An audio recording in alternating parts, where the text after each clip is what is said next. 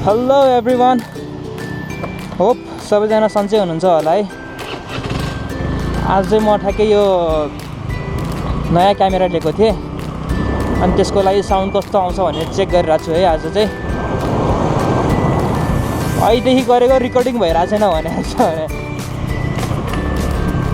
बिच बाटोमा आएर फेरि रेकर्डिङ सुरु गर्नु पऱ्यो। मैले उता घरदेखि नै गरिरहेको थिएँ, रेकर्डिङ भएको छैन रहेछ।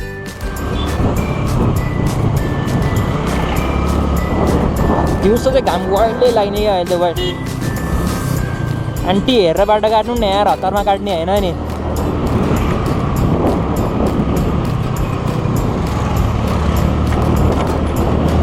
दिउँसो चाहिँ वाइल्डै घाम लाग्दिने क्या, भने कामै गर्न सक्ने तरिकाले क्या घाम लाग्दिने क्या। अनि जब राति पऱ्यो नि तब चाहिँ पानी पर्न सुरु भइदिने क्या। अब दिनभरि शीतल होस् न है, यसो बादल सादल लगाएर शीतल होस् दिनभरि, हामीलाई पनि सजिलो हुन्छ बस्नलाई, काम गर्ने मान्छेलाई सजिलो हुन्छ। जब घरको आनन्दले बस्ने बेला हुन्छ नि तब चाहिँ पानी पर्छ क्या।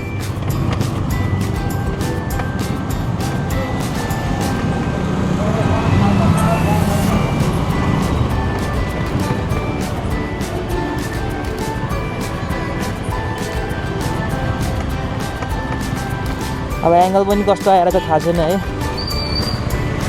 राम्रै आइरहेको होला भन्ने आशले बसिरहेको छु। अब फेरि लकडाउन हुने जस्तो हल्ला छ, के हुन्छ हेरौँ। सकेसम्म नहोस् भन्ने कुरा हो। लकडाउन भएर कामै छैन, सबलाई गाह्रो मात्रै के। एक दुई हजार रमाइलो होला, त्यो हिसाबलाई गाह्रो हुन्छ नि त।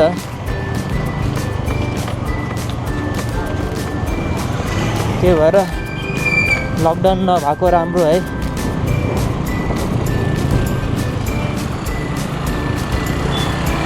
अब कोरोना बढ्यो भनेर भन्छ है, झन् अहिले उता नेताहरूको चाहिँ पुरा आन्दोलन चलिरहेको छ भने क्या। त्यस्तो बेला चाहिँ कोरोना चल्ने रे, अरू बेला चाहिँ कोरोना बढ्ने रे क्या। हुन्छ नि एउटा तरिका पनि। अहिले त्यो उसमा आन्दोलनमा जाने मान्छेहरू पनि भेड त भेड नै हो क्या यार, एकदम भेडहरू हो क्या तिनीहरू चाहिँ।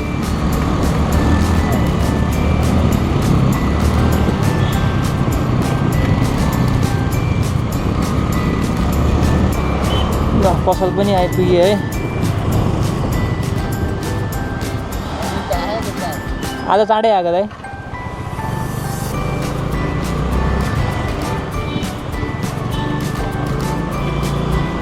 ठ्याक्कै मेरो वेलकमको लागि बसिरहेको छ कुकुर पनि यो। अब त्यो मजाले बस्छ क्या।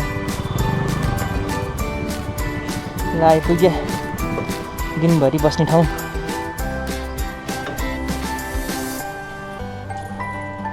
मायाको डोरीले तिमीलाई बाँधौला, दिलको मोटर कारमा तिमीलाई चढाउला, ए सम्झना बिर्सना।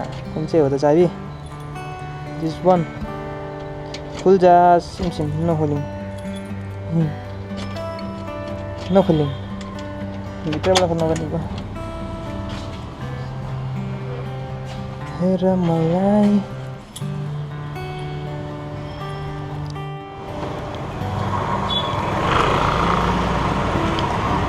हेरौँ यो गोप्रोले रातिको कति राम्रो निकाल्दो रहेछ हेरौँ है।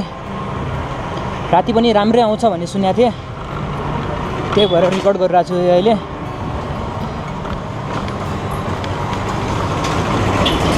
राति पनि राम्रो आयो भने त रमाइलो हो, राति पनि भ्लग गर्न पाइयो।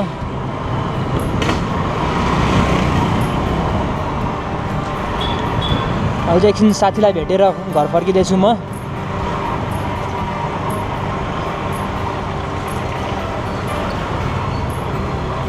अब त्यो गाडीहरूको लाइट पर्दाखेरि चाहिँ कतिको टल्किने हुन्छ नि, त्यो चाहिँ हेर्नुपर्छ क्या। अब कतिको टल्किन्छ टल्किँदैन गाडीहरूको लाइट परेको बेलामा।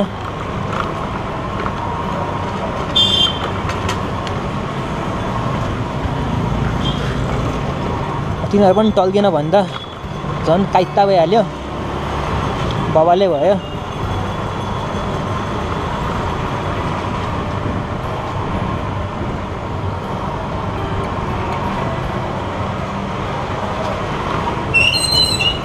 तर यत्तिको अँध्यारोमा चाहिँ खासै आउँदैन जस्तो लाग्छ है मलाई चाहिँ। त्यो हल्का मिर अँध्यारो हुन थालेको हुन्छ नि, त्यो बेला चाहिँ राम्रो आउँछ होला लाग्छ मलाई चाहिँ। अब अहिले चाहिँ धेरै नै अँध्यारो भइसक्यो, 8 बज्न लागिसक्यो होला। त्यही भएर खासै राम्रो चाहिँ राम्रो भन्दा पनि खासै क्लियर चाहिँ आउँदैन होला रातिमा चाहिँ।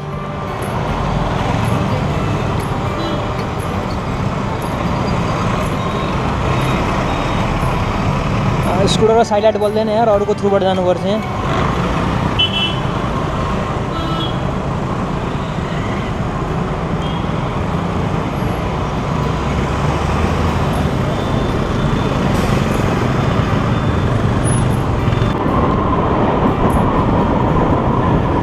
आज दिनभरि महाबौद्धमा त्यो यसको लागि फ्रेम खोज्न गएको, कतै नपाइरह्यो। अब यो अहिले चाहिँ त्यो वाटरप्रुफ केसमा हालिरहेको छु है। त्यो अर्को फ्रेम भइदियो भने चाहिँ ठ्याक्कै माइकहरू पनि जोड्न मिल्छ कि, यसमा चाहिँ मिल्दैन है। त्यो खोज्न गएको कहीँ नभेटाइरह्यो। दिनभरि महाबौद्धमा एकछिन खोजेँ, पाउँदै पाएन। अब फेरि कुनै दिन गएर खोज्नु छ, त्यही नै खोज्नु छ। त्यो माइकहरू पनि लिनु छ। अब आज अलि हतारमा नि खोजियो, खासै पाइएन। अब यसो युट्युबतिर हेरेर कता कता छ पसलहरू भनेर खोज्न जानुपर्छ। यसो गएको बेलामा भ्लग बनाउँछु, लोकेसनहरू पनि हालिदिन्छु, सजिलो हुन्छ सबलाई। पछि केही चाहियो भने मैले इनकेस मैले नि पाएँ भने म खोज्न जान्छु, पाएँ भने म लोकेसनहरू सब हालिदिन्छु। अब आज गएर चाहिँ हेर्नु छ युट्युबमा कता कता छ ठाउँहरू महाबौद्धमा भनेर गोप्रोको लागि। अब खासै पाउँदैन भन्छ यसको त्यो फ्रेम है। त्यो पाएन भने अब कसैको त हुन्छ नि, अब क्यामेरा बिग्रेको त्यो बाँकी भएकोहरू चाहिँ बेच्न राखिरहेको हुन्छ नि पसलतिर नि, सेकेन्ड ह्यान्ड सपतिर। त्यस्तोमा पायो भने हो लकिली। नत्र भए मैले दराजमा हेरेको थिएँ, हिरो 8 को लागि, 7 को लागि, 5 को लागि चाहिँ रहेछ, तर यो 3 को लागि चाहिँ छैन रहेछ क्या। न यो 5, 6 चाहिँ मिल्छ कि है, 3 को त्यो पनि बुझी हेर्छु म। त्यो पनि मिल्यो भने त भइहाल्यो, त्यस्तो खासै खोज्नु नि परेन। अब कुनै दिन यसो राइड गएको बेलामा बनाउँछु राम्रो भ्लग चाहिँ। अहिले चाहिँ सानोतिनो मात्रै हो। अब राइड पनि कहिले गइन्छ थाहा छैन। अब बाइक पनि छैन आफूसँग त, एक त्यही माथि है। भएको बाइक बेचिदिइहालेँ, बेच्नै परेर बेच्दै हो, यतिकै बेचा त होइन है। जस राति बबल देखिने क्या स्वयं चाहिँ त्यो लाइटहरूले गर्दा क्या बबल देखिरहेछ क्या। तलको त्यो डाँडा चाहिँ के देखाएको छैन, माथि हावामा उडिरहेको जस्तो। आया त्यो हावामा उडिरहेको जस्तो देखिरहेछ क्या। एमा स्कुटरभन्दा चाँडो कुद्छ त यार कुकुर पनि।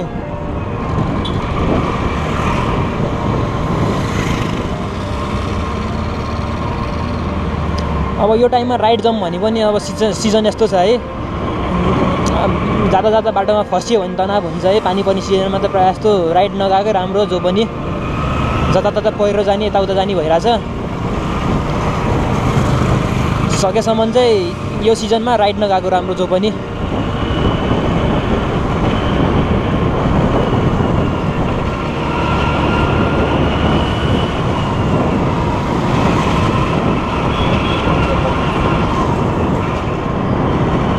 राति घुम्नु लास्ट समय लाग्छ भने मलाई त। पुरै खाली हुन्छ बाटोहरू पनि है, आनन्द हुन्छ, त्यस्तो साह्रो हल्ला पनि हुँदैन है। लास्ट समय लाग्छ या राति घुम्नलाई चाहिँ। फ्रेस भइन्छ, हावा पनि शीतलको चल्छ।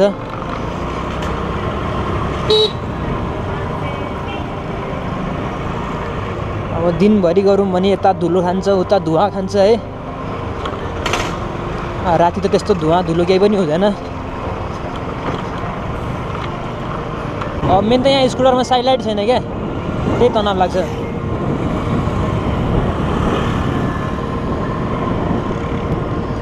यस्तो हाइवेमा त साइड लाइट भएन भने त लास्ट दुःख पाउँछ नि यार।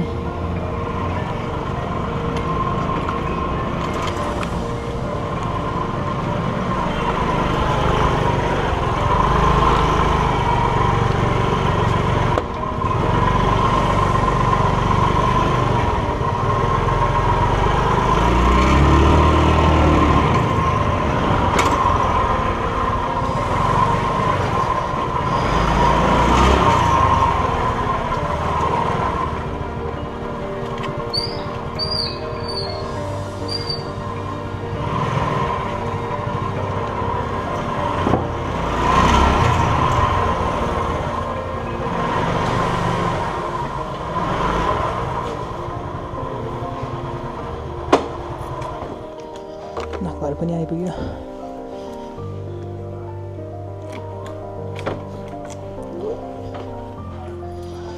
स्कुटर छोपिदिउँ रेनकोटले।